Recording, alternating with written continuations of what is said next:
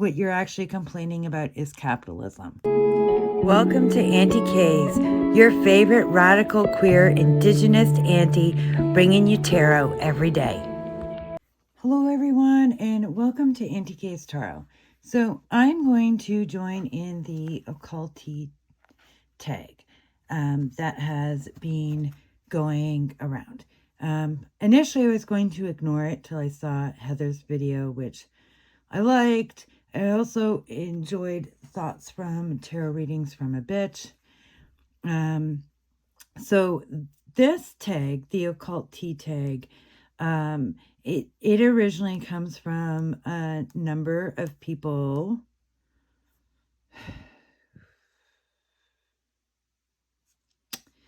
whose names I've lost somewhere in my notes, but I'll put it in here. Okay, so a number of folks decided to put out this tag, and I think a lot of my thoughts on it ultimately boil down to what you're actually complaining about is capitalism. But we're going to get into it. But because I think it's sort of appropriate for this conversation, and because one of my adult kids is sleeping on the couch behind me, and I live in a tiny home, so my spaces to film are limited, we're going to look at tarot decks while we do this. Okay, introduction. Introduce yourself. How long have you been participating in witchcraft online space? What practices and topics do you discuss primarily? All right, I'm Aunty K's Tarot. I am Lakota and Cajun, and it took me a while to decide if I would use the term witch for myself. Ultimately, I do, because as a colonized person, I speak one of the many European colonial languages, in my case, English. And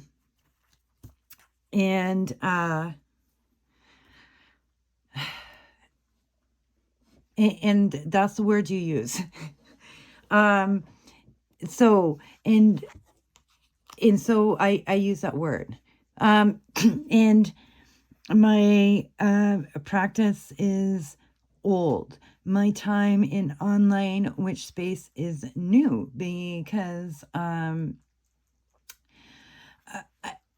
online spaces are dominated by cultures of whiteness, and in which spaces have also been dominated by cultures of whiteness. And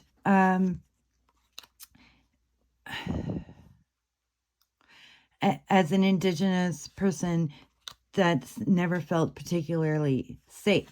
So when I finally came into an online witchy space after discussing with friends in person and online who are indigenous, and in indigenous online spaces, I was encouraged to enter the online witchy space, primarily tarot, in order to have a presence to bring this deck to life, the Landback Tarot and Oracles of Colonization, because your friend circles do not make up a customer base. So I needed to build one. So that's how I came into online spaces, and I have no shame in that. I primarily discuss tarot. I learned astrology before tarot. I began learning astrology in the 90s, and it was a way of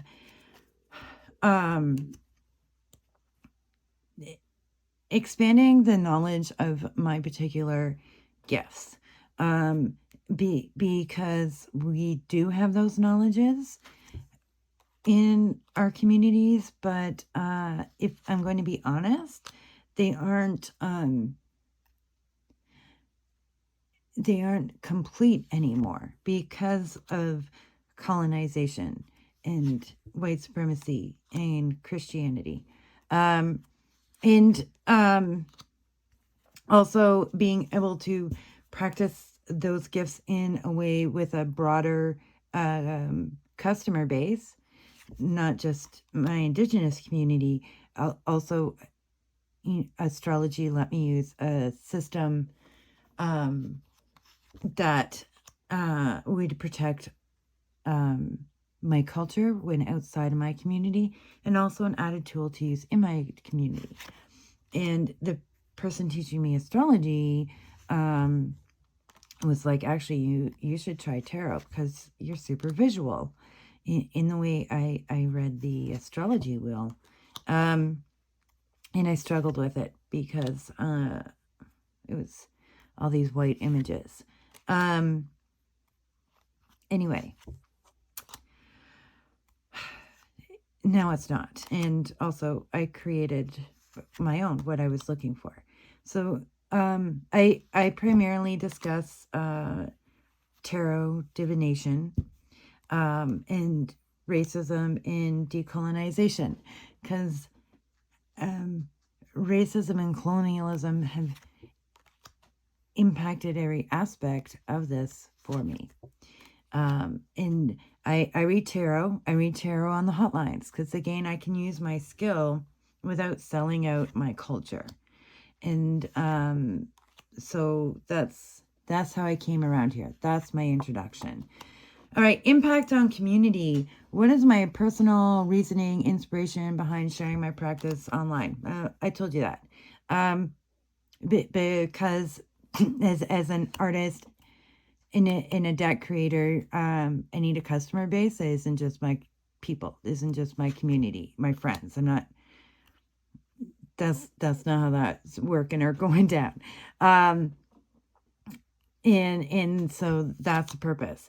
I don't need customers for my tarot reading practice because I read on the hotlines, so that I don't have to spend all my time on social media looking for customers. The hotline does that for me. What am I looking to achieve by participating? Do I seek to educate, learn, or connect? All of those. I've been in online spaces long before I joined online tarot to witchy spaces. I understand that participating in anything should involve educating, learning, and connecting. How do I believe social media as a whole has impacted the community? I don't, actually. I think it's just a new reiteration of capitalism. You know, when everyone's all up in arms about those 30-second TikTok readings, you know, when everyone's all up in arms about those, honestly, is that really any different than the newspaper? When you would look in the newspaper and read oh, all Geminis are going to fall madly in love today. It's just a new reiteration. It is a new iteration, and it does connect us with more people than who we're connected to locally. It brings in more people. So you're just seeing all the newspapers of the 90s from all across the globe, all in one space, printing their all Geminis are falling in love today astrology reading. It's not actually all that different, actually.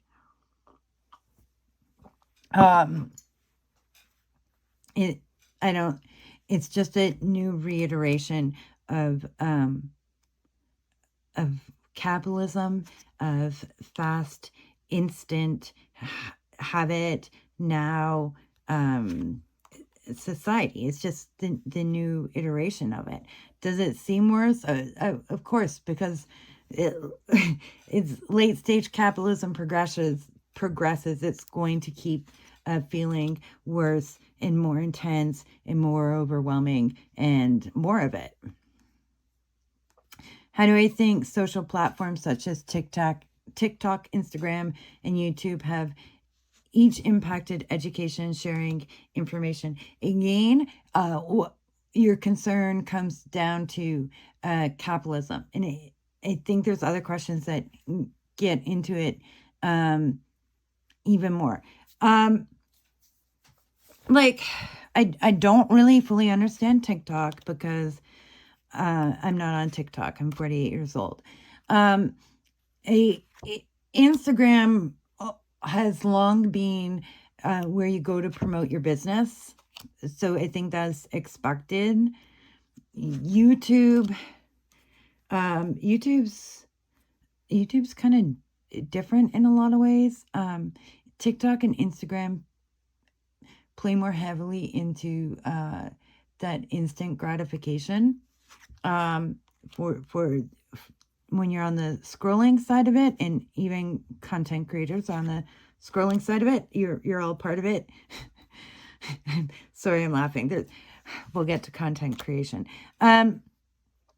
YouTube can be really different because you have a lot more to say, right? You have a lot more chance to connect. You have a lot more chance to put out some level of deep education, and that is only sometimes taken advantage of because in an instant world, we, that individualism and instant gratification, that's all an aspect of capitalism. And TikTok and Instagram and YouTube are really just a symptom of late stage capitalism. Is consuming witchcraft content becoming a substitute for practice? That has always been possible. It has always been possible to consume content on one wavelength or another as a replacement of practice. You were perfectly able to collect tarot decks and witchy things in stores before. It was definitely harder before online. The smaller your city, probably the less you had at one point in person. Not always. I lived in Bancroft, which was a town of 4,000 people, and there was a tarot shop with that kept 1,000 decks and 1,000 books and witchy items. So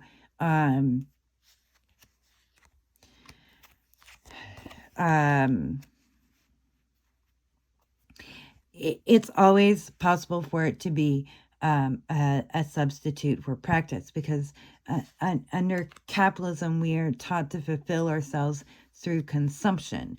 And even like, you can't compare the person at home doing witchcraft in an urban setting to the person who's outside walking around in nature.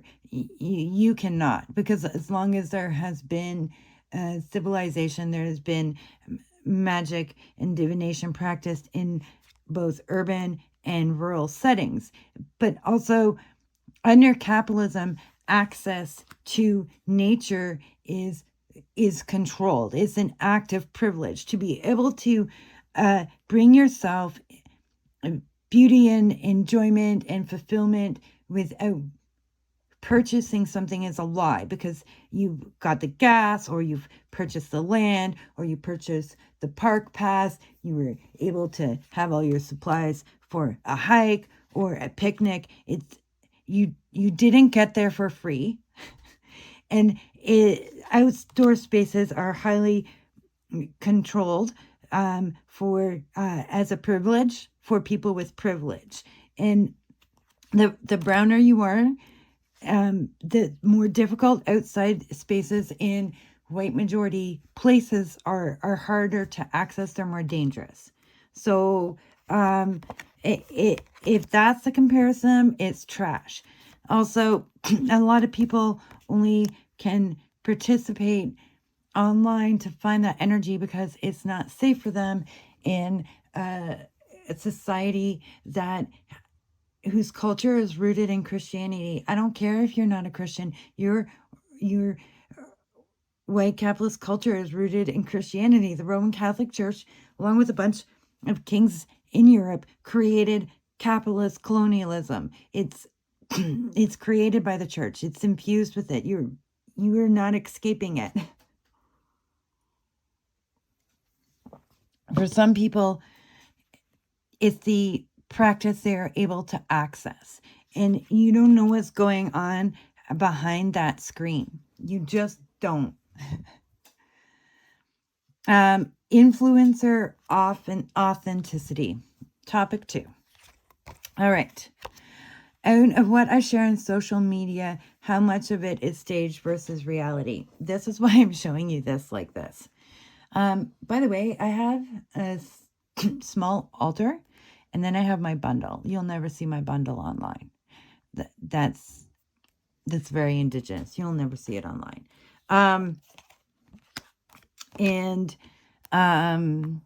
You'll see my altar online sometimes. I'm taking a picture. It's staged in as much as like everybody say cheese. Like sometimes I take it very raw. It's just on my table. You see the acrylic paint smeared and stained into the table and stuff. Like, and sometimes it's a little bit like this. But these are all things I use. And like these I found on hikes. These are found on hikes. And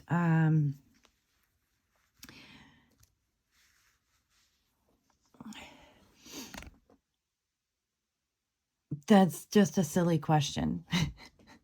Okay. Do I think there is an element of censorship in online spaces? How do I decipher what is appropriate to share online versus what to keep private? If this is based on social media etiquette or a personal preference. I don't share my indigenous culture, my Lakota culture online in any form. That other than like awareness, education, that's not the way I do it. I'll never give enough information for some new ager to copy what I'm doing. I will never do that. My decks are purposely created so that they can't do that with my decks. Even the Lamback Tarot. You cannot gather enough information of culture from it to copy anything of my culture. That's how I censor myself. Right down to using tarot as a divination practice. That's how I censor myself. I love it. It's second nature to me now. I love it now. But this is how I censor myself. By protecting my people and my culture from that new age witchy community. That's how I do it. I am certain other people censor themselves online in other ways to not bring on hate. But that's only new to you if you're white. That's only something new to you if you're white, straight, cis person. But that's what everybody else already censors themselves online and offline, and has been for centuries. Everyone has been since 1492. I'm sure folks in Europe are doing it longer once the Christians decide to start crusading and murdering other religions. So it's not new. Again, what your issue is white supremacy and capitalism. And you cannot separate capitalism from Christianity or colonialism. All right. Have I ever encountered or heard of grifters in our community? Do I recognize them? What are significant signs of grifters in the community? Grifters have been around forever. Grifters have been around forever, folks. It's not new online. It's just there's access to more of them in your personal sphere. You're going to get taken in one way or another. If somebody is selling knowledge of something, but you don't see a history of how they became successful using that knowledge, that's one type of grifter. And that's one you can easily be aware of. Somebody who thinks they know everything, that's something to be aware of. Somebody who doesn't seem to have any in-person connection. And then when you want to look at who are the grifters in in-person spaces, because that is a huge issue still, that's who's disconnected from where they came from. Who's completely disconnected from where they came from, the city or town they grew up in, that can be an issue. Did nobody from their community decide to train them and teach them when they were young? That can be an issue. And it can be an issue in two phases.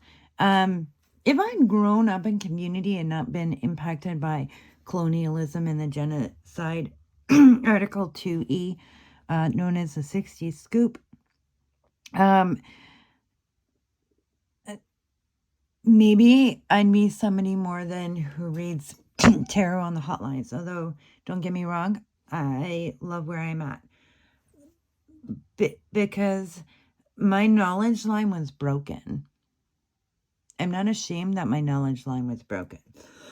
If someone's ashamed that their knowledge line is broken, be aware.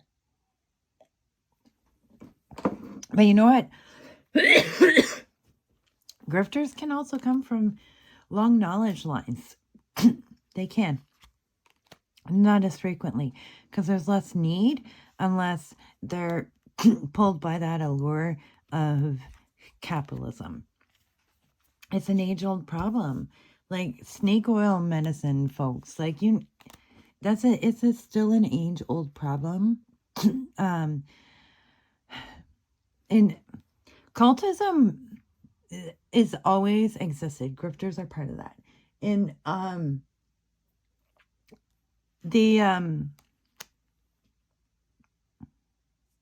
they do rise when things are difficult in the world. They do grow and rise when things are difficult. So the internet is just the newest iteration. Social media is just the newest iteration. And if you're new to anything to practice,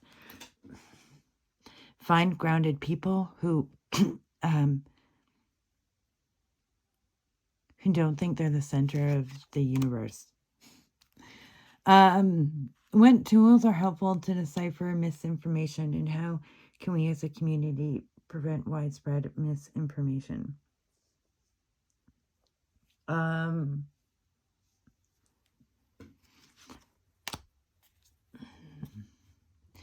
Culture is a really good way at providing a way to avoid misinformation, but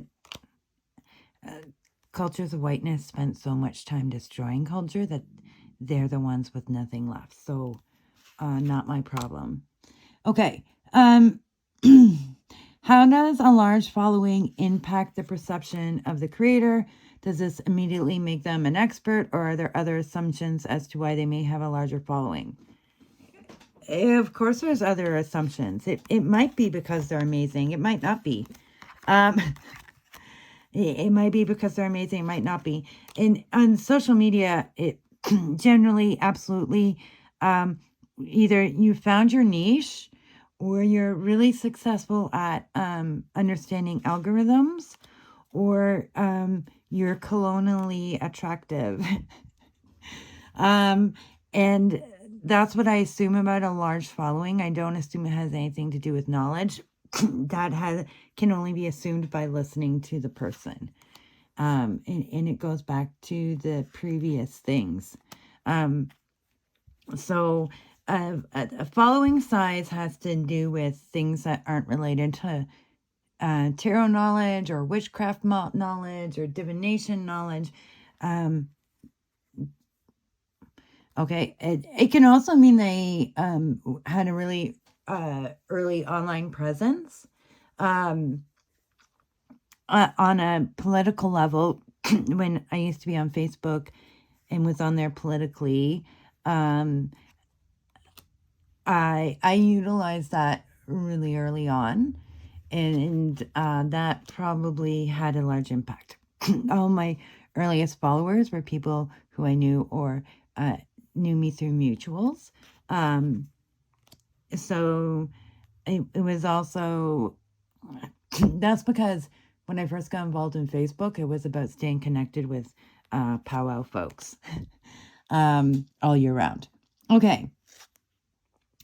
How does one maintain the balance of authenticity and content creation? That's an individual deal. And again, I don't think staging makes something real or unreal. So that there's that. Okay. 3, imposter syndrome and FOMO. When I follow other creators in the community space, does it make me feel genuinely inspired and empowered, or does it create feelings of FOMO and being less than? So, it could be age, but I don't feel real like FOMO. I usually, other than those snap decisions you make scrolling Etsy or Amazon or some other impact of capitalism that we understand, I don't really experience that FOMO so much. I definitely don't think that folks creating content like showing you our new decks and stuff, I don't think that's responsible for anybody's FOMO. FOMO is a you problem, and it's a capitalism thing. You need to have a struggle with your relationship to capitalism if that's your problem. I didn't want this deck because everybody had it. It hit all my things. A lot of you show decks I have zero interest in. Zero interest. Because as much as most of you will praise diversity, you don't actually have a lot of it in your decks. So a lot of your decks, like, I have no interest in. No, even if it's pretty. But FOMO is a you and capitalism thing. It has nothing to do with anybody else. If I experience FOMO, has it ever left me feeling vulnerable to be taken advantage of, or financially or otherwise? Again, study you and in your relationship to capitalism. That's your problem. It's not YouTube and Instagram content creators. If you feel a need to fit in, that's about colonialism, assimilation, capitalism. When practicing my craft, do I find myself comparing what I do to what I've been seeing people do online? No. In what ways do I combat imposter syndrome? I don't have imposter syndrome about my practice. And well, some of my practice looks like some of the practices you have. Also, a lot of it doesn't. I don't have imposter syndrome about my practice. I have imposter syndrome about writing guidebooks.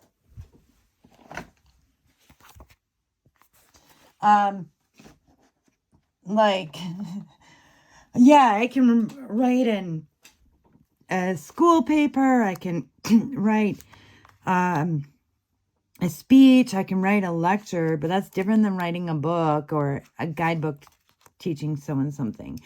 I know where my strengths and weaknesses are in, like, teaching. So maybe, like, I have a bit of imposter syndrome there. Like, I don't teach like other people. Not sure it's my strong point. But then folks like what I do. So that's where I feel things like imposter syndrome, but not about my practice. What would my practice look like without the social media influence of other creators? The same.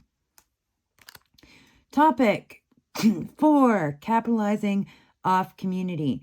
Do I consider online communities as equally valid to in-person communities? I consider them equal but different. How have online occult witchcraft communities impacted me as a person practitioner? So the biggest ways that they impact me as a person and practitioner online is the same ways they impact me offline, and that is through a cultural appropriation, which is racist. If you are culturally appropriating things, you're a racist. You are. You're participating in white supremacy. I don't care what your background is. That's what you're doing. The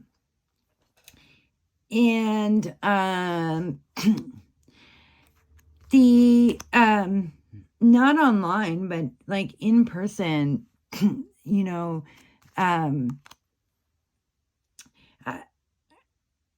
appealing to plastic shamans because I'm light-skinned and my knowledge base was broken. I'm less appealing now because I've been reconnected to community for over 35 years. So that's different. But, you know, that's the impact. You all hurt. You all hurt me in a lot of ways. And it has nothing to do with online spaces other than how frequent and easy it is to see it. And that's why I was afraid to come into online tarot and witch spaces. What are some of the dangers of the current phenomenon of capitalizing off the witchcraft community? And they're the same as they've always been. This is capitalism. There will always be people whose main objective is to make a buck, no matter how they make it. That's not changed. And there'll also always be those looking to survive off the skills they have. And you need to see and recognize the difference in those. Should there be paywall communities and online courses? We learn from other people. That I learned from a tarot reader who taught me tarot and an astrologer who taught me astrology. That is really rare if you don't have culture or spiritual based community. That's rare. And so these are good. And even though I've had that, I've taken 1 or 2 online courses. Usually something that offers something a little different, because most of it tends to be basic, beginner, and not advancing. But otherwise, I think access to education is fine. I think there's not everything should be paid for, though. And that, again, is a problem of capitalism. It's nothing to do with online. It's a capitalism problem. Some things absolutely should be free. And sometimes people's time should be paid for. You need to discern a difference. I was told to get on Patreon as an artist, and I thought I understood it as essentially a giant tip jar where people decide to give you money to help support you creating art. But it was really just about paid content creation, so I got bored of it, and it's not my thing. I don't think it's the way to go. I don't think it's the way to go. Nobody can afford to pay to access Instagram posts or YouTube. And, that's where YouTube is better than Instagram. Most of us on YouTube aren't making any money, but you can. You can. YouTube will give you money back if you're making them enough by being popular enough. Instagram doesn't. But social media started as a thing you do to pass your time and connect with people. If I have to pay for that, I'm not interested. I do pay for some Patreons, but it's about something I want to support. Like, I pay for a Red Nation podcast because I really believe in the work that Red Nation is doing, not so I can get early access to their episodes, because I don't actually end up watching the early episodes. I just wait for them to come out on YouTube or on my podcast, because I'm just supporting them because I'm supporting something I believe in. I'm not paying them for their content. I can't afford to do that. Most people can't. And those of us who like have some entitlement that we think our Instagram post should be paid content because we're a content creator, like, you're delusional. You're just delusional. But do I believe in I'm highly opposed to paywalled news. Like, you should have free access to the news and know what big decisions are being made in your life. And I think there's a difference between exclusivity and everybody paying their share. Which I used to pay for a Native Friendship Center membership. It was $5 a year. And that was to help keep the community I was participating in going. I used to pay $10 a year to support 99 York Street, a community house where I used to live. And, I'm willing to do that for something I believe in, but it's when everyone contributes and it's not profiting something. Those were nonprofit things. But I'll pay for your deck, I'll pay for your course, but I don't want to pay for your content. Unless you're doing something really special like Red Nation. And most of you just aren't. How just want to ensure the authenticity of courses, workshops, memberships, etc. as a financial investment. I think I kind of mostly covered that. If the workshop's always trying to sell you more, you probably want out. If membership's exclusive, you want out. If it's a 600, you're participating in capital white supremacy. You have to understand capitalism to understand that. Certification. I'm going to roll certification in there. So certification is also an aspect of capitalism and white supremacy. I'm opposed to that.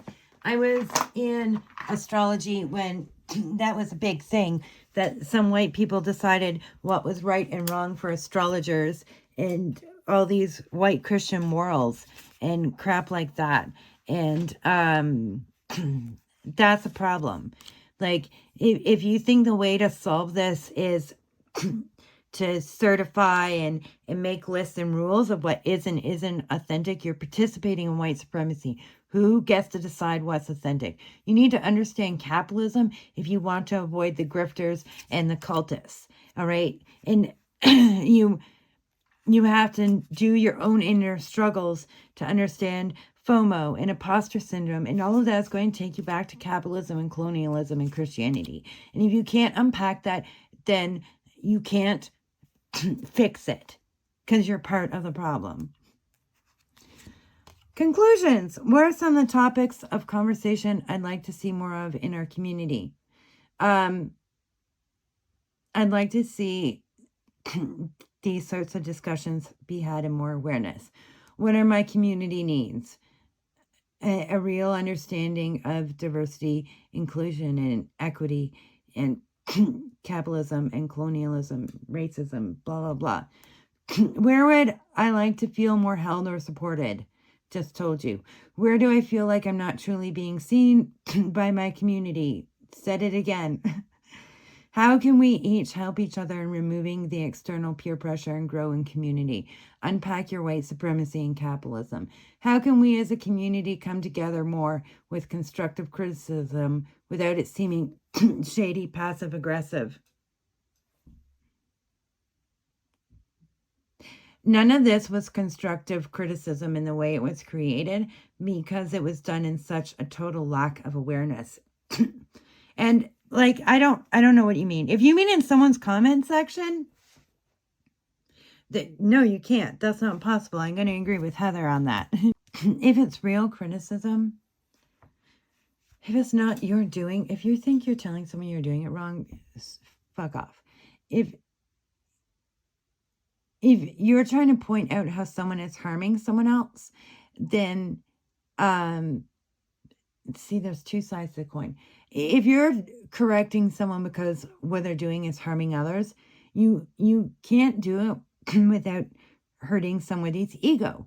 But whether or not their ego is hurt is up to them. And like, people really need to learn to not be defensive. Don't be defensive when you're receiving it. Is it about how you're harming others? Then take it in. Take it in.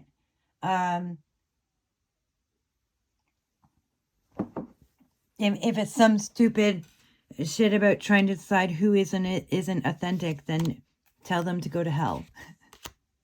Because they're probably still afraid of it, because they're ruled by cultures of Christianity and whiteness, whether they know it or not.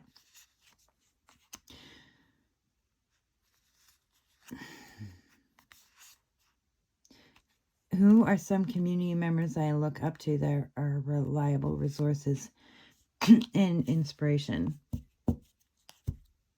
I don't know. Those are largely in-person people for me. I don't think I have any further thoughts. Okay, actually, I do have one more further thought. Nobody knows enough at 25 to be a leader of anything. I'm sorry, I don't care. You'll understand that one day. You think you know so much when you're a young adult, but you actually don't.